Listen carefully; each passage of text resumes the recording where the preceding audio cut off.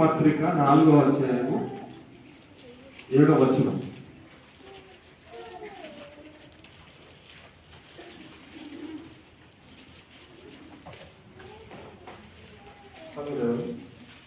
కాబట్టి దేవునికి లోబడి ఉండుడి, అపవాదుని ఎదిరించుడి, అప్పుడు వాడు మీ యొద్ద నుండి పారిపోవును. పరిశుద్ధులైన దేవా, జీవం గల తండ్రి, జీవాధిపతి యేసయ్య, ఈ పరిశుద్ధమైన నామానికి వందనాలు తెలుస్తున్నాం.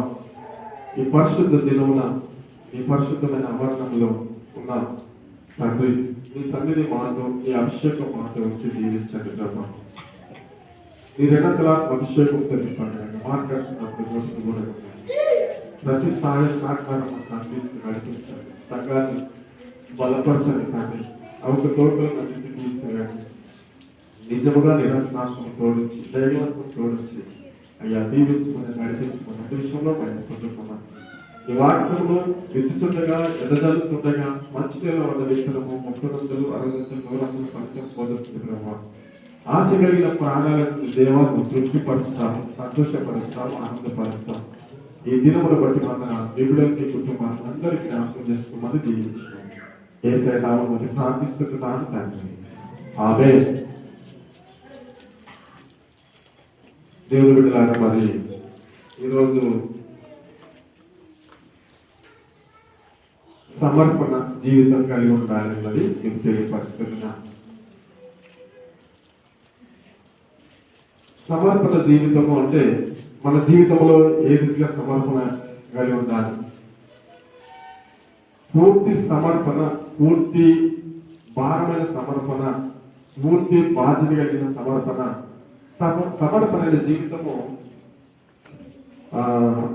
మనను బలపరుస్తున్నది, మనను స్థిరపరుస్తున్నది, మనను ఐక్యమత్యం చేస్తున్నది. అందుకే ఇక్కడ ఏ కార్యం జరగాలన్నా, ఏ అద్భుతం జరగాలన్నా మనలో ఐక్యమత్యతో ఉండాలి. అంటే పందులన్నీ కలిసి అవి ఒకటే దాటుకుని ఉంటాయి, కానీ పులి వచ్చినప్పుడు భయపడుతుంది, సింహం వచ్చినప్పుడు భయపడుతుంది. ఒంటరికున్నప్పుడు పులి వాటిని వేటాడుతుంది. కాబట్టి దేవుని బిడ్డలారా, ఐక్యమత్యం అనేది, సమర్పణ జీవితం అనేది అందరం కలిసికట్టుగా ఉన్నప్పుడు ఒక అద్భుతం జరుగుతున్నది, ఆశ్చర్య కార్యం జరుగుతుంటున్నది. ఇక చదివిన లేఖన భాగంలో మనము గమనించుదాము. కాబట్టి దేవునికి లోబడి ఉండండి. లేఖన భాగం ఏం తెలియపరుస్తున్నది? కాబట్టి మీరు దేవునికి లోబడి ఉండాలి. ఎవరికి లోబడి ఉండాలి? దేవునికి లోబడి ఉండాలి. దేవునికి లోబడితే సమాజంలో అన్ని సక్రమంగానే ఉంటాయి, అన్ని సంతోషంగానే ఉంటాయి. దేవునికి లోబడడం అంటే నువ్వు అన్నిటికి లోబడతావు. దేవుని బిడ్డలారా, లోబడడం అనేది చాలా అవసరమైంటుంది. తన్ను తాను తగ్గించుకున్నవాడు హెచ్చింపబడును, హెచ్చించుకున్నవాడు తగ్గింపబడును. తన్ను తాను హెచ్చించుకున్నవాడు తగ్గింపబడుతున్నాడు, తగ్గించుకున్నవాడు హెచ్చింపబడుతున్నాడు. అందుకే దేవుని వాక్యం తెలియపరిచినది, దేవునికి లోబడినటువంటి వాడు తగ్గించుకుంటాడు. దేవునికి లోబడ్డ వారు అందరూ కూడా దేవునిలో విధేయత కలిగి ఉంటారు, భయభక్తి కలిగి ఉంటారు. దేవుడు కూడా ఇక్కడ చాలా మంది జీవితంలో ఏంటంటే ఐక్యమత్యం అనేది, సమర్పణ జీవితం అనేది, సమర్పణ, ఐక్యమత్యత, అనుబంధము, సంబంధము, సావాసం అనేటువంటి ఈ సార్వత్రిక సంబంధాలతో మనం కలిసి ఎప్పుడైతే ఉంటున్నామో ఇవన్నీ కూడా ఒక మంచి జీవితాన్ని మనకి ఇస్తాయి. కానీ ఈ రోజుల్లో ఉన్నటువంటి సమర్పణ జీవితాలు ఏంటో తెలుసా? సమర్పణ కలిగి ఉన్నామని చెప్తా, దేవుళ్ళు నడుస్తున్నామని చెప్తున్నా, కానీ చాలా మంది జీవితంలో దేవుడిని అనుసరించలేకపోతున్నా, దేవుడిని ప్రేమించలేకపోతున్నా, దేవుడిలో భయభక్తి కలిగలేకపోతున్నా. కనుక నీకు ఇష్టం వచ్చినట్టుగా, నీకు తెలిసినట్టుగా, నువ్వు అనుకున్నట్టుగా జరగటానికి జరగాలన్నదే మనిషి యొక్క సిద్ధమై ఉంటుంది, మనిషి యొక్క ఆలోచన ఉంటుంది. మనిషి జీవితం ఎట్లున్నది?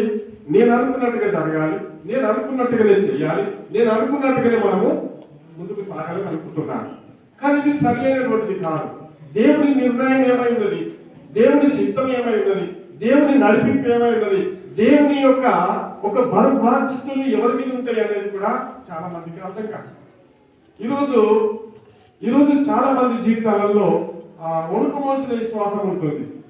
ఈ రోజుల్లో చాలా మంది జీవితంలో బలహీనమైన విశ్వాసం ఉంటుంది. ఈ రోజు మేము బలవంతులం అంటుంది కానీ పూర్తిగా బలహీనులు అయిపోతున్నారు. కనుక మేము భక్తి కలవారం అనుకుంటున్నాం కానీ మీలో భక్తి ఏమి లేకపోతుంది. కనుక భక్తి నీతి ఎక్కడ ఉంటుందో తెలుసా మీకు? 128వ కీర్తన మొదటి వచనంలో యెహోవా యందు భయం కలిగి భక్తి కలిగి ఆయన త్రోవలందు నడిచినప్పుడే, దేవుని యందు భయం కలిగి భక్తి కలిగి ఆయన త్రోవలందు నడిచినప్పుడే నీ శ్వాస జీవితానికి ఏదైనా జరుగుతున్నది, నీ శ్వాస జీవితానికి ఏదైనా సంతోషం ఉంటుంది, నీ శ్వాస జీవితానికి ఏదైనా అందంగా అనిపిస్తుంది. కనుక నీ ఇష్టానుసారంగా నీ సొంత ఆలోచనలతో నీ సొంత తలపులతో నీ ఇష్టానుసారంగా నువ్వు చేసే పనులను బట్టి దిగజారిపోతున్నవే తప్ప పడిపోతున్నవే తప్ప ఒక రోజు నీ జీవితంలో ఎలాంటి యొక్క నీలో నీ శ్వాసనీయతలో యోగ్యురాలుగా ఉండలేకపోతాం. ఎందుకంటే నీవు నీ సొంత ఆలోచనలతో జీవిస్తున్నావు. సొంత ఆలోచనలు మనిషిని పడగొట్టిస్తున్నాయి. బైబిల్లో యేసుప్రభు ఒక మాట అన్నాడు, తనకు తాను ఏర్పరచబడ్డ నుండి రాజ్యం కూలిపోతున్నది. తనకు తాను ఏదైతే ఏర్పాటు చేసుకుంటున్నారో అది కూలిపోతాయి. కనుక సొంత ఆలోచనలు కూలిపోతాయి, సొంత తలంపులు పడిపోతాయి. ఎందుకంటే యేసుప్రభు అన్నాడు, తనకు తాను ఏర్పాటు చేసిన రాజ్యం కూలిపోతుంది. అంటే కూలిపోతుంది. సాధారణ కట్టిన రాజ్యం కూలిపోతుంది. ఎందుకంటే నీ పతనమైన పద్ధతి కొన్ని రోజులు మాత్రమే కనబడుతుంది, కానీ కొన్ని రోజులు అయిన తర్వాత ఆ ఇల్లు కూలగొట్టబడుతుంది. కనుక దేవుని మీద ఆధారపడి జీవించినటువంటి వారి ఇల్లు కట్టబడుతున్నది. అందుకే 127వ కీర్తన మొదటి వచనంలో యెహోవా పట్టణమును కాపాడని ఎడల, యెహోవా ఇల్లు కట్టించిన ఎడల కట్టువారి ప్రయాసం అన్నాడు. యెహోవా పట్టణమును కాపాడని ఎడల కాపాడు, మేలుకు ఉండి కాపాడుతున్న వాడి మేలుకోలు కూడా వెళ్తామని చెప్తాడు. విడలారా, ఎందుకంటే నేను చెప్పే మాట ఏంటంటే దేవుడు నీ ఇల్లు కట్టాలి, దేవుడు నిన్ను బలపరచాలి, దేవుడు నీకు తోడుండాలి, దేవుడు నిన్ను నడిపించాలి, దేవుడు నీకు అండగా ఉండాలి, దేవుడు నిన్ను చేయబడి నడిపితే నీ జీవితంలో నీ కుటుంబ జీవితంలో ఎన్నో ఆశీర్వాదాలు ఉంటాయి. అందుకే కమిట్మెంట్ లైఫ్ అంటున్నాడు ఇక్కడ. అంటే మనము మన జీవితంలో ఒక కమిట్మెంట్, అంటే మనము ఒక నిబంధన చేస్తున్నట్టు ఒకరి చేతి ఒకరు పట్టుకుంటే ఒక బాధ్యత ఏమంటామంటే మనం పట్టుకుంటున్నాం, గట్టిగా పట్టుకొని ఖచ్చితంగా ఈ పని చేయాలన్నదే కమిట్మెంట్ అంటారు. ఎందుకంటే మనము గట్టిగా పట్టుకొని మనము దీన్ని వదలకుండా ఈ పనిని పూర్తి చేస్తామన్నదే సమర్పణ జీవితం అంటారు. దేవుడు విడదరా. అందుకే ఇక్కడ దేవుని వాక్యం తెలియపరిచిందంటే దేవునికి లోబడి ఉండి అపవాదిని ఎదిరించుని. అక్కడ దేవునికి లోబడి ఉన్నప్పుడే వాడు భయపడతాడు. మీకు ఒకటి తెలియదు కానీ దేవునికి మనం లోబడినప్పుడు, దేవునికి భయపడుతున్నప్పుడు, దేవుని అడుగుచాడలో మనం ఉన్నప్పుడు సాతానుడు భయపడతాడు. కానీ దేవుని అడుగులో, దేవుని కబ్జలో, దేవుని ఆధీనం, దేవుని స్వాధీనంలో మనం ఎప్పుడైతే లేమో అప్పుడు సాతానుడు భయపడడు, అపవాది భయపడడు, దొంగివాడు భయపడడు, అటు అపహరించేవాడు భయపడడు, మోసం చేసేవాడు భయపడడు. ఎందుకంటే మనం దేవుని సాధన ఆధీనంలో లేవు కాబట్టి, దేవుడు చెప్పినట్టుగా మనం నడుచలేము కాబట్టి, మన ఇష్టానుసారంగా నడపలేము కాబట్టి సాతానుడు నీ మీద సెలరేపుతాడు, సాతానుడు నీ మీద ప్రభుత్వం చేస్తాడు, సాతానుడు నిన్ను పరిపాలిస్తాడు, సాతానుడు నీ కుటుంబాన్ని పరిపాలిస్తాడు. హల్లెలూయా చెప్తారా? హల్లెలూయా. దేవునిలో నువ్వు లేకపోతే పరిపాలన ఎక్కడ జరుగుతుందో తెలుసా?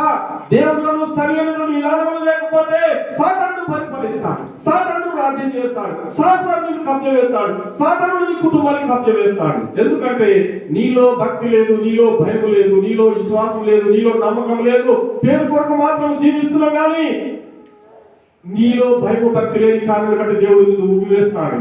దేవుడు విడలేను. అందుకే ప్రకటన గ్రంథంలో అదే మాట్లాడుతుంది కదా, నువ్వు వెచ్చగైన లేవు, సరైన లేవు, నువ్వు నువ్వు కాబట్టి నా నోటి నుండి నిన్ను ఉమ్మివేస్తాను అని అంటారు. చూడండి అని అందరూ అన్నట్టుగానే దేవుడు మనల్ని ఉంచేస్తాడు. అందుకని బట్టి ఇక్కడ అపవాదంతో సంబంధం కలిగిన వ్యక్తులుగా ఉండకూడదు, అపవాదంతో సాహసం కలిగిన వ్యక్తులుగా ఉండకూడదు. అపవాదితో సమర్పణ కలిగిన వ్యక్తులుగా కనిపిస్తాం. చాలా మంది జీవితం ఎట్లుంటుందంటే, మన సమర్పణ జీవితం కొందరు చూసినట్లయితే నిన్ను పరిశీలన చేస్తూ సాధారణతోనే సమర్పణ కలిగి ఉన్నావు. నిన్ను నీ ఎత్తు లోతు నీ బిడ్డ నిన్ను చూసినప్పుడు నువ్వు సాతానుతో సమర్పణ కలిగి ఉన్నావు, నువ్వు సాతానుతో సంబంధం కలిగి ఉన్నావు. కానీ దేవుడితో సంబంధం లేదు, దేవుడితో సహవాసం లేదు, దేవుడిలో పరిపూర్ణంగా నువ్వు ఇమిడి లేవని బైబిల్ తెలియపరుస్తుంది. బిడ్డలారా, అందుకే నువ్వు దేవునికి లోబడితే సాతాను నిన్ను చూసి భయపడుతుంది. నువ్వు దేవునికి లోబడితే నీ మాటల్లో వాక్శక్తి ఉంటుంది. నువ్వు దేవునికి లోబడితే నీలో ఒక పవర్ ఉంటుంది. అందుకే నేను పోయిన వారు చెప్పిన thermos power, charismatic power, demon power. అంటే మనలో విశ్వాసము ఎట్లా ఎదగాలంటే గ్రోత్ కావాలి. మనం మెల్లగా మన విశ్వాసము డెవలప్ కావాలి. మన విశ్వాసము ఎదగకపోతే మరి మన లాభం ఏంటిది అని, విశ్వాసంలో పరిపూర్ణం కాకపోతే, విస్తీర్ణం కాకపోతే మనకు ప్రయోజనం ఏంటిదని లేఖనం తెలియపరుస్తుంది. అందుకని బట్టి ఇక్కడ నువ్వు అపవాది పారిపోతాడనే మాట, నిన్ను చూసి పారిపోవాలి, నిన్ను చూసి జడియాలి, నిన్ను చూసి వదలాలి కనుక వాడు కేకలు వేసుకుని అరిసి వెళ్ళిపోవాలి. కానీ నిన్ను చూసి వాడు నీ మీద కబ్జ చేసి, నీ కుటుంబం మీద కబ్జ చేసి నిన్ను పట్టుకొని ఉన్నట్లయితే నీ జీవితంలో నువ్వు దేవునికి లోబడడం లేదు, దేవునికి భయపడడం లేదు, దేవుని మాట వినడం లేదు, దేవుని సేవకుని మాట కూడా వినని ప్రజలు, విననోళ్ళని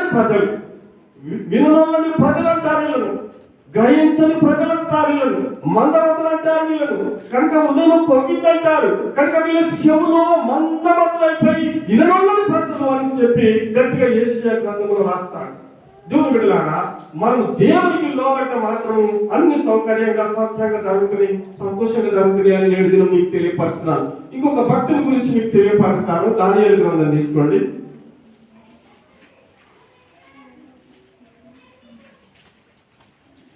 6:1-12 ఒకసారి చదివి మంచిగా.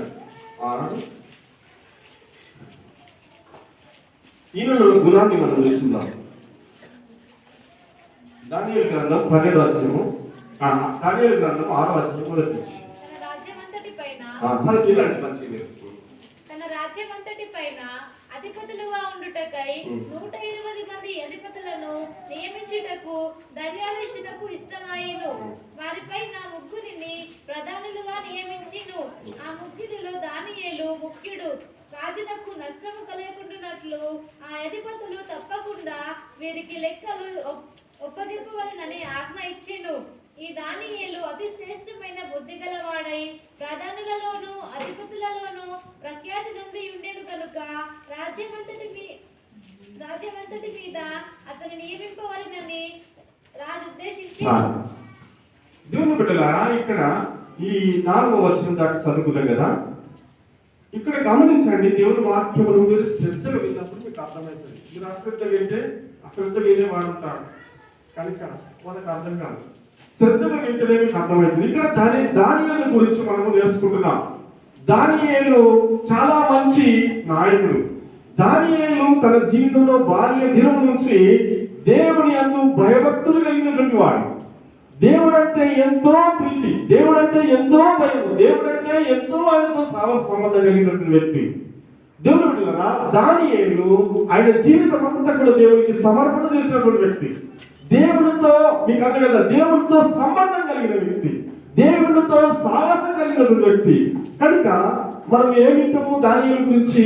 దానియేలు ఆయన మంచి నడవడిని బట్టి, ఆయన ప్రేమను బట్టి, దేవునికి లోబడిన విధానాన్ని బట్టి, ఆయన మంచి లక్షణాలను బట్టి దేవుడికి ఇక్కడ ఏమంటుందంటే, ఒక రాజు ఏమంటుందంటే ఈ దానియేలు అతి శ్రేష్టమైన బుద్ధి గలవాడు, ప్రధానులలోను అధిపతులలోను ప్రఖ్యాతి నొంది ఉండేది కనుక రాజ్యమంతటి మీద అతన్ని నియమింపవాలని రాజు ఉద్దేశించను. ఇక్కడ దేవుని బిడ్డలారా, ఈ రాజ్య పరిపాలన బబులోను దేశంలో రాజ్య పరిపాలన జరిగింది. మొట్టమొదటిగా మనం నెబుకద్నెజరు చూస్తాము, రెండోది బెల్షాజరు చూస్తాము, మూడోది దర్యావేషు చూస్తున్నాము. ఈ దర్యావేషు కాలంలో నెబుకద్నెజరు కాలంలో దానియేలు ఉన్నాడు, బెల్షాజరు రాజ్య పరిపాలనలో దానియేలు ఉన్నాడు, తర్వాత దర్యావేషు కాలంలో కూడా దానియేలు ఉన్నాడు. ఈ దానియేలు ప్రార్థన పరుడు, దానియేలు కళ్ళ భావము చెప్పేవాడు, దానియేలు నమ్మకమైనటువంటి వారితో దేవుడు మాట్లాడతాడు. కదా ఈరోజు మనం కళలు అర్థం కావచ్చు, మనం దర్శనాలు చూస్తాం కావచ్చు, కానీ కొంతమంది చెప్తున్నారంటే మన దర్శనాలేమో కానీ మనకు అర్థం కాదు. ఈరోజు ఈ మూఢత్వం కలిగినటువంటి ప్రజలు, ఈ జ్ఞానం లేనటువంటి ప్రజలు కనుక ఈ మనుషులను బట్టి వెళ్ళిపోతున్నారు, మనుషులను బట్టి మనుషుల మీద ఆధారపడి జీవిస్తున్నారు. కానీ మనుషుల మీద ఆధారపడి జీవించినటువంటి వారి భక్తి కాదని చెప్తాను నేను. ఎందుకంటే దేవుడి మీద ఆధారపడండి. మనుషుల మీద ఆధారపడి మనుషులను ఎంత మట్టుకు మనం నమ్ముతున్నామో కొంచెం మట్టుకే నమ్మాలి. మనుషులను ఇప్పుడు నన్ను నమ్మినా, తర్వాత ఇంకా ఇతరులను నమ్మినా, ఈ లోకంలో ఎవరిని నమ్మినా మనము కొంత మట్టుకే నమ్మాలి. కానీ పూర్తిగా నమ్మేది మనము దేవుణ్ణి, పూర్తిగా విశ్వసించేది దేవుణ్ణి, పూర్తిగా ఆయన భారం వేసుకునేది దేవుణ్ణి. కనుక ఈ రీతిగా నమ్మినటువంటి వారు ఇల్లు బండ మీద కట్టినటువంటి పునాది. పూర్తి దేవుని మీద నమ్మకం కలిగి విశ్వాసం కలిగి నడిచినటువంటి వారి ఇల్లు బండ మీద కట్టినటువంటి ఇల్లు. ఆ ఇల్లు బలంగా కట్టబడ్డది కాబట్టి ఆ ఇల్లు చాలా సక్రమంగా ఉంటుంది. ఆ ఇల్లు ఎప్పుడు వరదలు వచ్చినా, గాలి వచ్చినా, తుఫాను వచ్చినా ఆ ఇల్లు ఎప్పటికీ పడిపోలేదు బిడ్డలారా. అందుకే నేను చెప్పే మాట ఏంటంటే, ఈ దానియేలు భక్తి పరుడు, ప్రార్థన పరుడు కనుక దేవుడి దగ్గర వర్తమానం తీసుకుని వచ్చి ఇతరులకు చెప్పినటువంటి మహాభక్తులు. కనుక అట్టి వాళ్ళని రాజైనా సరే, లోకం నుండి ప్రజలైనా సరే, ఎవరైనా మంచి వారికి మంచి పేరు రాకుండా తప్పుతారా? నేను అడిగేది, నువ్వు మంచి పని మందిరంలో చేస్తున్నావు అనుకోండి, నీకు మంచి పేరు ఉంటుంది, నీకు మంచి పేరు లేకుండా పోదు. ఒక ఆయన ఏమన్నాడంటే, ఒక ఆయన కొంచెం కొన్ని డబ్బులు సాయం చేశాడు. చేసిన తర్వాత పాస్టర్ గారు మా కొరకు ప్రార్థన చేయండి అంటే, ఆయన చాలా పరిచయం ఉన్న వ్యక్తి. నేనన్నా ఈ మనిషి ఉన్నంత కాలం మీ కొరకు ప్రార్థన చేస్తున్నాను. హల్లెలూయా చెప్పండి, హల్లెలూయా. నేను ఒకటే ఆన్సర్ ఇచ్చేసిన తెలుసా, నేను ఉన్నంత కాలం ప్రార్థన చేస్తా అంటే దాని అర్థం ఏంటంటే, ఒక మంచితనాన్ని మనం ఎప్పుడు మర్చిపోలేం, ఒక మంచితనాన్ని ఎప్పుడు మనం విడిచిపోలేము. ఒక మంచితనం మనం ఎంత వస్తుంది, మన మంచితనమే మనల్ని నడిపిస్తుంది బిడ్డలా. అందుకని బట్టి దానియేలు జీవితంలో చూడండి, ఇక్కడ తన రాజ్యమంతటిపై అధిపతులను ఉండుటకు 120 మంది అధిపతులను నియమించను. దరివేశనకు ఇష్టమైన వారిపైన ముగ్గురిని ప్రధానులుగా నియమించను. ఆ ముగ్గురులో దానియేలు ముఖ్యుడు. ముగ్గురులో కూడా దానియేలు ముఖ్యుడు. దానియేలు ప్రధానమంత్రి. హల్లెలూయా. అంటే రాజు ఉద్దేశం ఏంటిది, రాజు యొక్క భావం ఏంటిది? కనుక దానియేలు చూసినప్పుడు దానియేలులో ఏం కనబడుతున్నది? దానియేలు సమర్పణ కలిగిన వ్యక్తి, దానియేలు నమ్మకం కలిగినటువంటి వ్యక్తి. దానియేలు రాజుకు కావచ్చు, ప్రజల మధ్య కావచ్చు, పేదవారు కావచ్చు, ఉన్నవారు కావచ్చు, లోకంలో ఎవరు కావచ్చు, కానీ అందరికీ ఒక మాదిరిగా, ఒక మానవులుగా, ఒక మంచి వ్యక్తిగా ఉన్నటువంటి వ్యక్తిగా మనం చూస్తున్నాం బిడ్డలారా, దేవుడు బిడ్డలారా. ఇలాంటి వ్యక్తిని రాజులను ప్రజలను ఎందుకు అని చెప్తుంటున్నాను. ఎందుకు ఆయనను ఎన్నుకోరు? ఎందుకు ఆయనకు ప్రధానమైన పాత్ర ఎందుకు ఇవ్వరు? ఎందుకో ప్రధానమైన పాత్ర ఇవ్వకుండా మారుతారా? అర్థమైంది కదా మీకు? ప్రధాన పాత్ర ఇవ్వకుండా మారుతారా? నువ్వు ఎప్పుడైతే ప్రభులో నువ్వు నిమగ్నమై, ప్రభులో నమ్మకం నుండి, ప్రతి విషయంలో నమ్మకం నుండి, ప్రతి విషయంలో నువ్వు కరెక్ట్ గా ఉన్న వ్యక్తులు దేవుడు ముందుకు తీసుకురారా? నీ ఇంటి పరిస్థితులు మారయా, నీ కుటుంబ పరిస్థితులు మారయా, నీ పిల్లల పరిస్థితులు మారయా, నీ భవిష్యత్తు మారదా? కారణం ఏంటంటే, నీవు దేవునికి లోబడి ఉండడం ద్వారా, నీవు దేవునితో సమర్పణ కలిగి ఉండడం ద్వారా, దేవుడితో కమిట్మెంట్ చేసుకున్న దాన్ని బట్టి, అంటే నిబంధన చేసుకున్న కారణాన్ని బట్టి దేవుడు నిన్ను విడిచిపెట్టలేడని నేటి దినం నేను మీకు తెలియపరుస్తున్నాను. దేవుడు ఇక్కడ చూడండి, ఇక్కడ ఆయన ముగ్గురు ప్రధానులు ప్రాముఖ్యమైన ప్రధానం ఎవరంటే దానియేలు. దానియేలు నమ్మకమైన వాడు. దానియేలు దినమునకు 3 సార్లు ప్రార్థన చేసేవాడు. ఎన్నిసార్లు చేస్తారు చెప్పండి? ఇని విడిచిపెట్టిన వాక్యం ఎవరైనా లేపాలి. సంఘంలో ఏం కావాలో తెలుసు, ప్రార్థన పద్ధతిగా లేపాలి. కొంచెం జ్ఞానం వచ్చిందంటే ఆగలేదు, కొంచెం తెలివి వచ్చిందంటే ఆగరు. చాలా మంది చాలా చోట్ల చూస్తాను, కొంచెం జ్ఞానం వచ్చిందా, కొంచెం తెలివి వచ్చిందా, నాంత కాదు, నాంత జ్ఞానం దేవుడికి నాంత బోధన చేస్తలేదు. ఈ బోధన దేవునికి అవసరం లేదు. నీ కమిట్మెంట్ కావాలి, నీ విశ్వాసం కావాలి, నీ సమర్పణ కావాలి, నీ లోపడడం కావాలి, నీ చేసే పనులను బట్టి దేవుడు నిన్ను దీవించడం కావాలి. కనుక మనుషులలో సాత్వికం చూపించుకోవడం కాదు, అధికారం చూపించుకోవడం కాదు, గొప్పతనాలు కాదు. ఈ గొప్పతనాలతో భూమికి యేసుకొని రాలేదు. గొప్పతనం చూపించుకుంటానికి కూడా యేసుప్రభు ఈ లోకంలోకి రాలేదు. యేసుప్రభు ఏమన్నాడు తెలుసా? ఆ యొక్క 12 మంది శిష్యుల పాదాలు కడిగేటప్పుడు ఒక మాట అన్నాడు. ఏమన్నాడు? అందరి పాదాలు కడుగుతున్నప్పుడు, ప్రభా నువ్వు మా పాదాలు కడుగుతావా? నువ్వు చాలా పెద్ద సేవకుడివి, నువ్వు గొప్ప దేవుడివి, నువ్వు మా పాదాలు కడగడం ఏంటి ప్రభు అని పేతురు అంటే, పేతురు నేను ఇట నీ పాదాలు కడగకపోతే, పేతురు అందరి పాదాలు కడిగిన నీ పాదాలు కడగకపోతే నీకు నాలో పాలు లేదో చెప్పాడు. ఆమె చెప్తాను, నేను నీ పాదాలు కడగకపోతే నీకు నాలో పాలు లేదు, అంటే నీవు నా సంబంధివి కాదు అని చెప్పినప్పుడు పేతురు ఏమన్నాడు తెలుసా? ప్రభా నన్ను మొత్తం కడుగు అన్నాడు. పాదాలు కాదు, నన్ను మొత్తం కడుగు అంటే, ఒకసారి స్నానం చేసిన వాడు మళ్ళీ స్నానము చెయ్యడు. పాదాలు కడుగుతా పేతురు, నేను చేసే పని ఏదో అదే చేస్తా అని చెప్పినప్పుడు పేతురు కూడా గుణపాఠం నేర్చుకున్నాడు. దేవుని బిడ్డలారా, ఇక్కడ గొప్పతనాలు ఎక్కడున్నాయండి? ఇక్కడ కొమ్ములు ఎక్కడున్నాయండి? ఇక్కడ ఆకారం ఎక్కడ? అభయం ఎక్కడ? ఇవన్నీ నీ జీవితంలో పతనానికి దారి తీసుకుంటే తప్ప నీ మంచి జీవితానికి ఏ మెరుగు కూడా లేదని మీకు తెలియపరుస్తున్నారు. దానియేలు జీవితంలో తనంతట తాను నాకు ప్రధానమంత్రి కావాలని చెప్పుకోలేడు, తనంతట తాను నేను గొప్పవాడిని చెప్పుకోలేదు. కనుక చెప్పింది ఒకటేంటో తెలుసా? నెబుకద్నెజరు దగ్గర ఒకటే చెప్పాడు. ఏం చెప్పిండు? నెబుకద్నెజరు దగ్గర చెప్పిన మాట మీకోసం చెప్తే గుర్తుందా? ఏమని చెప్పిండు? నెబుకద్నెజరుకు ఒక కల పడ్డది. ఏ కల చెప్పండి?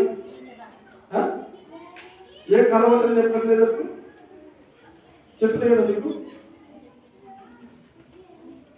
నెబుకద్నెజరుకు ఒక ప్రతిమ కనబడుతుంది. ఒక ప్రతిమ అంటే ఒక బొమ్మ కనిపిస్తుంది. ఆ బొమ్మను వివరించి చెప్పాడు. తెలుసా మీకు? బొమ్మను ఏమని వివరించిండు? తల మేలు బంగారకు సాదృశ్యంగా చెప్పాడు. భుజములు ఈ భుజము ఈ సాటి భుజములన్నీ కూడా ఇత్తడి అని చెప్పాడు. కనుక మోకాళ్ళు ఈ ముదరాలన్నీ కూడా ఇనుము ఇత్తడితో చేశాయని చెప్పాడు. ఇవన్నీ కూడా కనుక వివరణ చేసి నెబుకద్నెజరు నీకు కళ ఈ రీతిగా పడ్డది, కళ భావం ఇది. కనుక కొన్ని రోజులు అయిన తర్వాత పారసీకులు మాదీయులు రాజ్యములు గెలుస్తారు అని చెప్పాడు. హల్లెలూయా. పరిధిల దేశం నుంచి ఈ రాజ్యం తీసుకోబడుతున్నది అన్నప్పుడు ఇంకొక కళ పడ్డది. అది ఇతడు చనిపోయిన తర్వాత తన కొడుకు బెల్షాజరు ఆయన చేసిన తప్పేంటో మీకు చెప్తాను ఈరోజు. మీరు వినండి.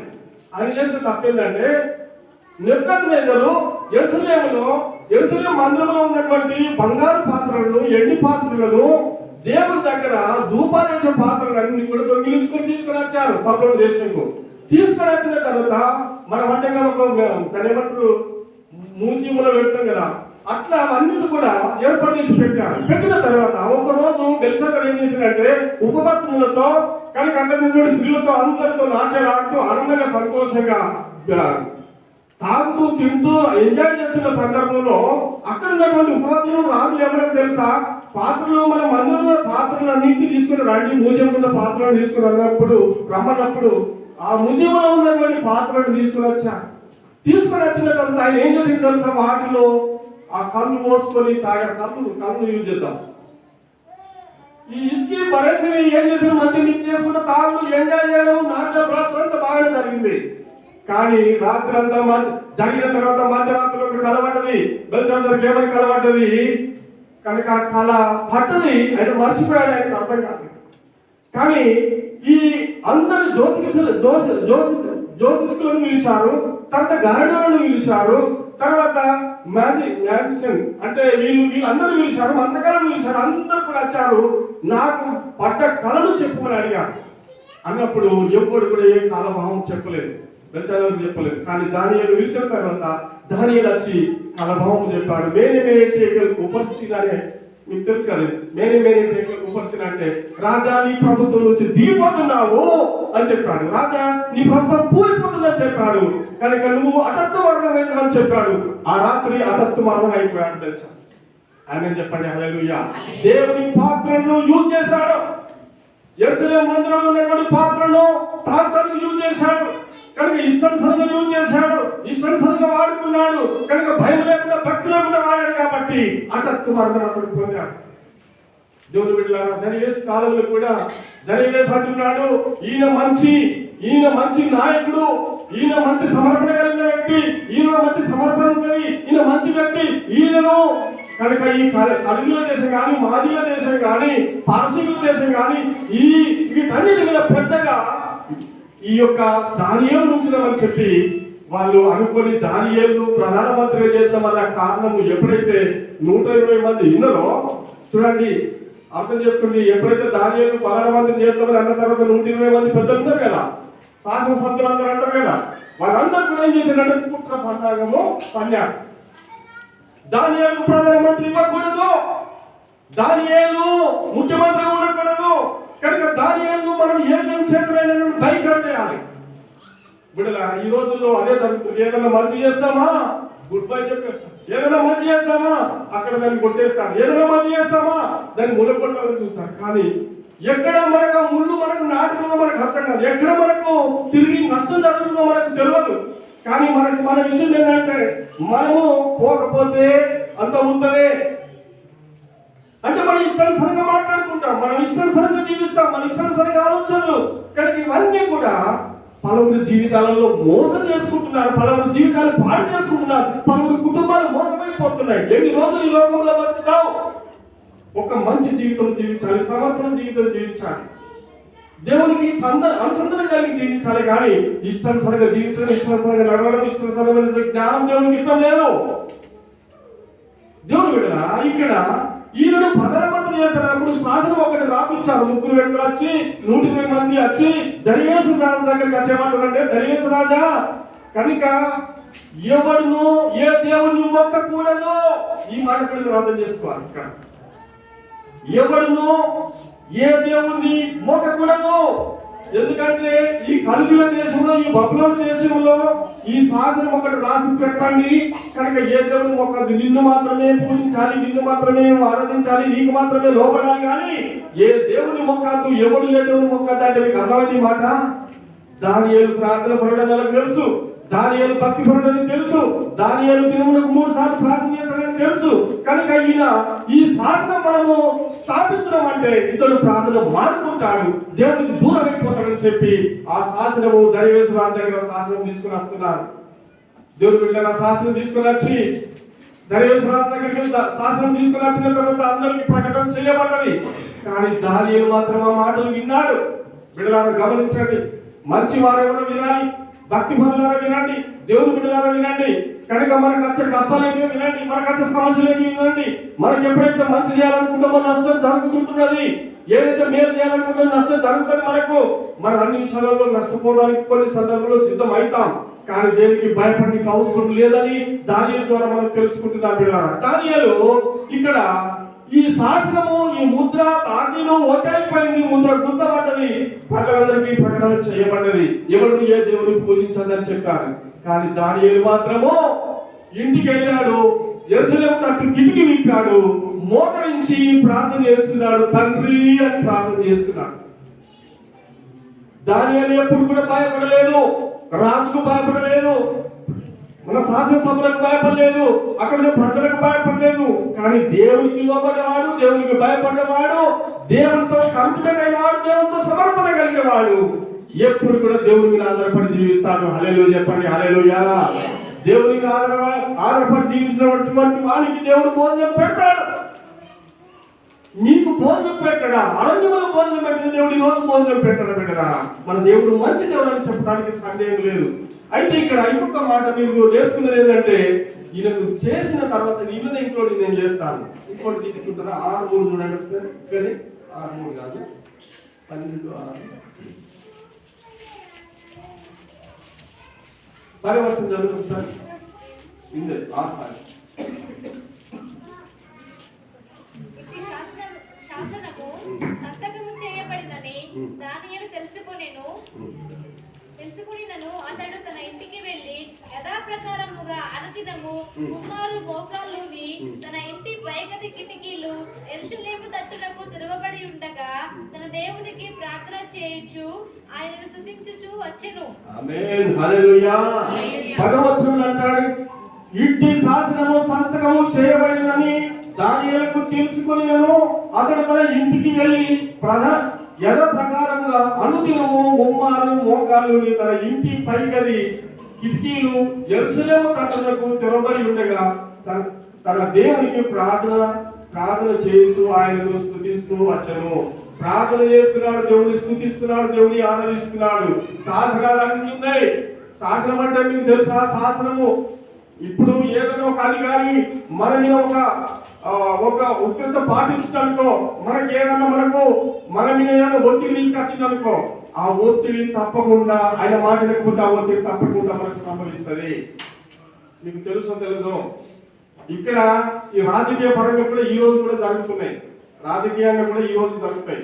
ఈ రోజు ఎటు జరుగుతాయంటే, పై అధికారులు ఉన్న తర్వాత కింద ఉన్నటువంటి అధికారి కొన్ని కారణాలు వినకపోతాడు, కొన్ని మన శాసనాలు పాటించకపోతాడు, కానీ వాళ్ళు కొన్ని చెప్పినట్టుగా వినలేకపోతాడు. కొన్ని వినకపోతే ఏం చేస్తారంటే వాళ్ళు ఏం చేస్తారంటే ఆయన మీద బీట్ పెడతారు, లేకపోతే జైలు కన్నా పంపిస్తారు, లేకపోతే ఇళ్ళల్లో కూడగొట్టేస్తారు, భూములను ఆక్రమిస్తారు, రకరకాలైనటువంటి సమస్యలు ఆ వ్యక్తికి సంభవిస్తాయి కదా. అదేవిధంగా ఈయనకు కూడా సంభవించే శాసనం ఏంటో మీకు తెలుసా? ఈయనకు నష్టపరిహారం జరిగే శాసనం ఏంటో తెలుసా? ఈయన మాట వినలేదని, దానియేలు మాట వినలేదని, దేవుడు కనుక రాజుల మాటను ఉల్లంఘించిందని ఈయన మీద చేసిన శాసనం ఏంటో తెలుసా? శాసనం ఎవరైతే వినడో వారిని తీసుకుపోయి ఎక్కడ వేయాలి చెప్పండి? ఎక్కడ వేయాలి? ఎక్కడ వేయాలి? ఎక్కడ వేయాలి? ధన్యేశ్వరాలు చేసిన శాసనం ఏంటో తెలుసా మీకు? ఎక్కడ వేయాలి? ఆ వ్యక్తిని తీసుకుపోయి ఎక్కడ వేయాలి? సింహం బోన్ వేయాలి. ఆ శాసనమే సింహం బోను. శాసనమే సింహం బోను. ఆయనకు రాసిన శాసనం ఏంటో తెలుసా? దానియేలు ఎట్లా ప్రార్థన చేస్తాడు? దానియేలు తీసుకుపోయి సింహం బోను మరే. దానియేలు ఎట్లయినా ప్రార్థన చేస్తాడు. ఎట్లయినా ఇప్పుడు నేను అంటాను, నువ్వు మందిరకు రావద్దని నీకు ఒక కట్టడ అవుతుంది. మరి నువ్వేం చేస్తావు చెప్పు? సునీతను అడుగుతావు, నువ్వు మందిరకు రావద్దని నీకు ఒక కట్టడి చేసి మన కులమో లేకపోతే ఎవరో ఒక కట్టడి నేను నిబంధన చేశాను, నువ్వేం చేస్తావు చెప్పు? నువ్వు గుడికి వెళ్ళొద్దు అన్నది ఒకటి సార్ అయింది. ఒకటి ఒక అధికారం అన్నాడు, కొన్ని బాగుందమ్మా నీకు ఖర్చు మన రావాలని ఉన్నాడు అత్త ఒకటి. ఇక్కడ మీకున్న వాళ్ళని అడుగుతున్నాను, మీకు ఇప్పుడు ఎస్సీ స్కాలర్షిప్లు ఉంటాయి. ఎస్సీ పరంగా మనకు కొన్ని కోటలో ఏముంటుందంటే, మనం ఎస్సీగా ఉంటే ఒక ఇల్లు కట్టుకోవచ్చు, ఎస్సీగా ఉంటే ఒక జాబ్ పొందుకోవచ్చు, ఎస్సీగా ఉంటే ఏదైనా మనకు లాభం ఉంటుంది. కనుక మనము పై అధికారి ఏమంటుందంటే, నువ్వు ఆదిత్యగా ఉంటే, నువ్వు క్రిస్టియన్గా ఉంటే, నువ్వు దేవుని మందిరానికి వెళ్తే ఎస్సీ కారణంగా ఉన్నటువంటి లాభాలు నీకు దొరకాయని పై అధికారి నీకు అన్న తర్వాత నువ్వు క్రిస్టియన్గా ఉంటావా? దేవుని మందిరం కాస్తావా? మందిరం కాచి దేవుని ఆరాధిస్తావా? చెప్పండి. నీకు ఒక 20 లక్షల లోన్ అనుకోండి, చిన్నది కాదు పెద్ద చెప్తున్నా, వేలది కాదని చెప్తే 20 లక్షల లోన్ నీకు రావాలి. నువ్వు ఎస్సీ కార్పొరేషన్గా ఉంటేనే, ఎస్సీ వ్యక్తిగా ఉంటేనే నీకు లోన్ వస్తుంది. లేకపోతే బీసీగా కానీ ఏమంటారు కనవాట క్రిస్టియన్ గారి ఉంటే నీకు లోన్ రాదని చెప్పి అనుకోండి. ఇట్లా మనం అప్పుడు నువ్వేం చేస్తావు చెప్పండి? చాలా మంది మనం రాము టిక్కర్ అదేదో దాని టిక్కర్ వేసుకొని మనము అన్ని రకాలుగా అవైలబుల్గా మనం మెయింటైన్ చేస్తాం. ఇక దేవుడు లోపల ఉంటాడు, అన్ని వ్యవహారాలన్నీ కూడా బయట. లోపలనేమో దేవుడు అనిపిస్తాడు, దేవుడు ఉంటాడు, వ్యవహారాలన్నీ కూడా ఇట్లా నడిపిస్తాం. మనం వ్యవహారాలను నడిపిస్తాం. కనుక నీకు దాన్ని ఏమంటాము? గుడికాడికి వెళ్ళిన తర్వాత చిత్తము శివుని మీద, మనసు చిత్తము శివుని మీద, మనసు చెప్పుల మీద అన్నట్టుగా జీవితం అవుతుంది. చూడండి, ఇది మామూలు విషయం అనుకుంటున్నా. ఇది దానియేలు గురించి చెప్తే మామూలు విషయం. ఇది దానియేలు జీవిత చరిత్రను మనం చదివితే మామూలు విషయమా? ఆ శాసనం ఆయనకు ప్రార్థన చేయొద్దనే శాసనము, ఆయన 3 సార్లు ప్రార్థన చేయొద్దనే శాసనము, ఆయన మంచి పేరు రావాలనే శాసనము, ఆయన చెడ్డ పేరు రావాలనే శాసనము, ఆయనకు మంచి జీవితం ఉండదనే ప్రజల యొక్క ఓపిక. కాబట్టి ఎన్ని మనకు ఒత్తిళ్ళు వచ్చినా దానియేలు జీవితంలో ఇప్పుడు మనం చదివిందిన్నారు కదా. ఆయన ఇంటికి వెళ్ళిన తర్వాత యెరూషలేము తట్టు కిటికీ ఇప్పి మోకాళ్ళ మీద ఉండి ప్రార్థన చేసి 2 చేతులు ఎత్తి ప్రభువా అని ప్రార్థన చేశాడు. ఈ శాసనము నా కొరకు రాయబడ్డది, ఈ శాసనం నుండి నీవే చూసుకోమని చెప్పాడు. నేను సింహం బోన్లో పడే పర్వాలేదు, సింహాలు నన్ను కొరికి సభ్యుల పర్వాలేదు, ఈ శాసనానికి మాత్రం నేను లోబడా, నేను ప్రార్థన చేయక మానలేను అని చెప్పి దానియేలు ప్రార్థన చేస్తే, దానియేలు ఎక్కడికి వెళ్ళిండు? ప్రార్థన చేస్తే చెప్పండి, ప్రార్థన చేసిన దానియేలు ఎక్కడికి వెళ్ళిండు?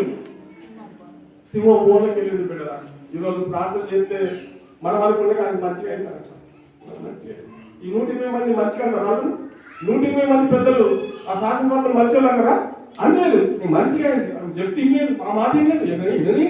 మొండి వైఖరి, బాగా ప్రార్థన చేస్తాడు, బాగా కూలిపోతాడు, మంచిగా అయింది. కానీ ఎవరైనా బేపర్థంగా మాట్లాడినా మాట్లాడు. దానియేలు ముమ్మారు మోట నుంచి ప్రార్థన చేశాడు. ప్రార్థన చేస్తే ఆయనకు వచ్చిన కారణం ఏంటో, ఆయనకు వచ్చిన పనిష్మెంట్ ఏంటో తెలుసా? సింహం బోన్లోనికి ఆయన వెళ్ళాలి.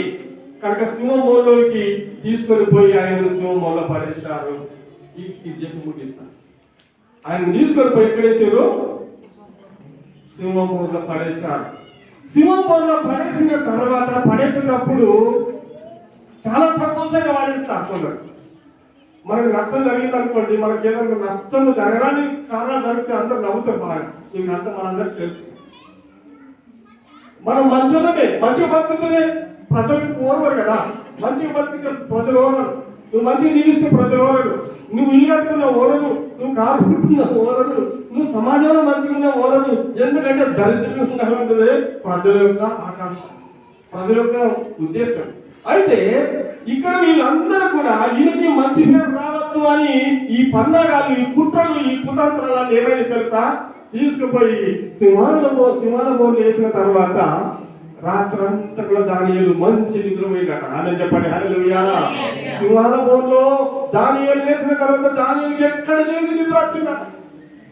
ఎక్కడ లేని నిద్ర వచ్చింద సింహాల బోర్లో మంచిగా ఒక సింహం వచ్చి ఒక మెత్త మన మెత్త పెట్టుకుంటే తాకింద. అది కలగడ వచ్చి పండుకున్నదట ఒక సింహం.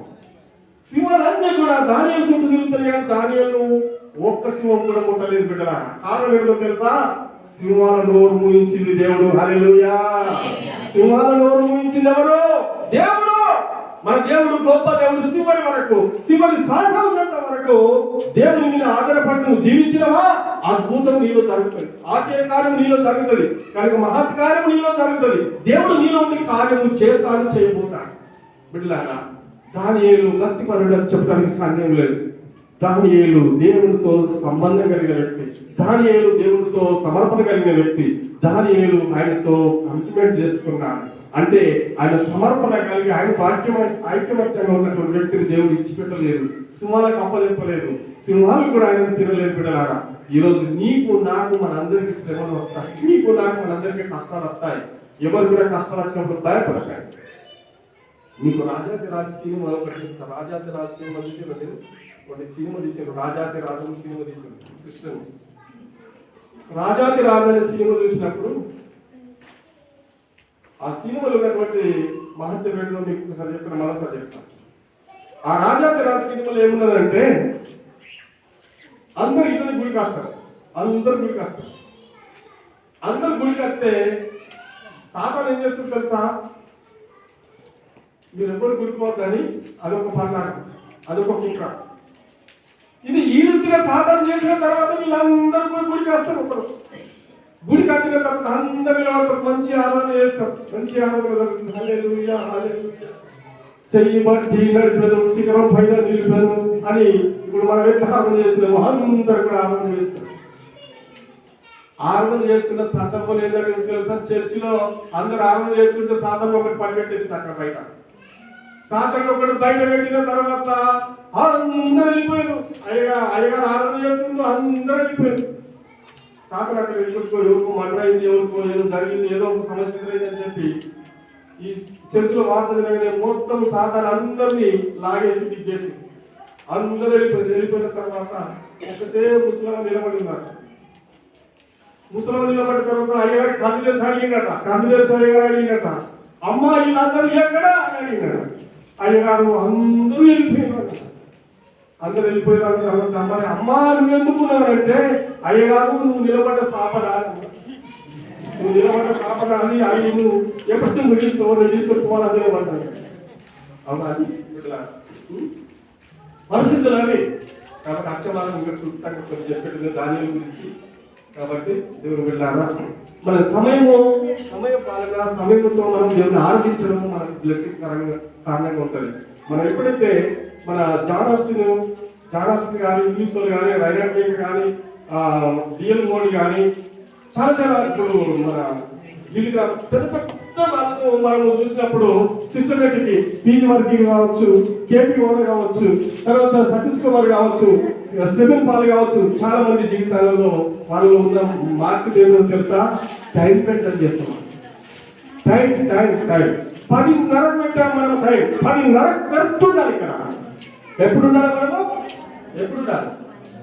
10:30 కరెక్ట్ ఉండాలి. 12 పోతా పాఠం అయిపోయిన తర్వాత ఇది కాదు మన జీవితం. అంటే మీకు ఎందుకు చెప్తున్నానంటే మన ఆరోగ్య విషయంలో, ఆశీర్వాద విషయంలో, లోబడి విషయంలో, భయభక్తుల విషయంలో నేను తెలుగు చెప్తున్నాను, కరెక్ట్ గా టైం మెయింటైన్ చేసినటువంటి వ్యక్తులు ఎప్పటికీ కూడా మీరు వెనకాలి, ఎప్పటికి కూడా మీకు ఏ సమస్య ఉండదు బిడ్డలారా. దేవుడు మన పక్షాన్ని, దేవుడు మనకు తోడుతాడని మీకు తెలియపరుస్తున్నాను. అన్ని విషయాల్లో దేవుడికి నమ్మకంగా ఉండండి. నమ్మకం మీద వాడిని అక్కడ సోదరు నుంచి దేవుడు విడిపిస్తాడు. దేవుడు మిమ్మల్ని మనందరినీ మన యేసయ్య దీవించి ఆశీర్వదించును కాక. మరొకసారి మీకు అనౌన్స్మెంట్ చేసేది ఏంటంటే 5,000 రూపాయలు మీకు చెప్పినాను, మీరు అందరూ కూడా ఇవ్వాలని మర్చిపోయి తెలియపరుస్తున్నాను. ఒకటి ఆగిపోతుంది, ఇది మన పండుగ దాకా ఇది కావాలన్న ఉద్దేశంతో నేను తల్లాడుతున్నాను, ప్రయాసపడుతున్నాను బిడ్డలారా. కాబట్టి మీరు అందరూ ఎప్పుడైతే ఇస్తుంటారో మీ అందరూ ఇక్కడ రాయకండి, ఇక్కడ ఇంకో బుక్ పెట్టినా మేము